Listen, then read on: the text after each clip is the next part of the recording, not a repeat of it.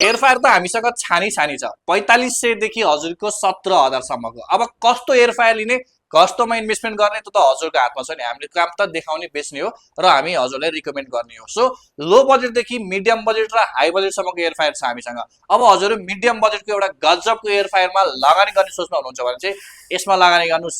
Fully value for money 100% हजुरलाई zero कम्प्लेनको साथमा यो एमनेट एयर फ्रायर छ।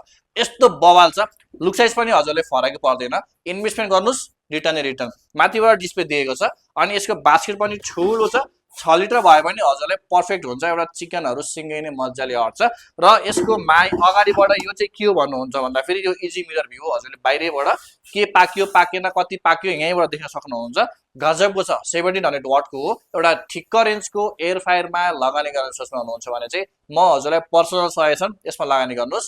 एयर फ्रायर मात्रै चाहिने हो कि एयर फ्रायरमा चाहिने कम्बो मैले देखाएको यहाँनिर भएको सबै कम्बो पनि हामीसँग एभाइलेबल छ, जुन चाहिँ हजुरलाई एयर फ्रायरमा चाहिने हाल्छ। ल अर्डर गर्नुहोस्। कस्तो खालको एयर फ्रायरमा लगानी गर्ने हो, गिफ्ट दिनुहुन्छ कि के दिनुहुन्छ, घरमा एउटा जोड्नुहुन्छ साधन जोड्नुहोस्। यो आइसकेको छ हामीसँग, एकदमै लिमिटेड छ। डेलिभरी सबैतिर हुन्छ है त।